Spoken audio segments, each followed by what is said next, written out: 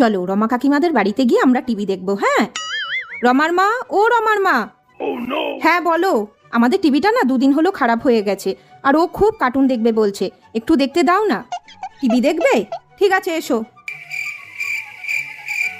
এখানে বসি। হ্যাঁ বাবা, নাও দেখো। এই সুন্দর কার্টুনটা হচ্ছে। মা বেটা টিভি দেখতে এসেছে, সব সময় এখানে চলে আসা। দাঁড়াও দেখাচ্ছি মজা। লাইনটাই অফ করে দিই, তাহলে মা বেটা আর টিভি দেখতে পারবে না। দেখো এবার কত কার্টুন দেখবে।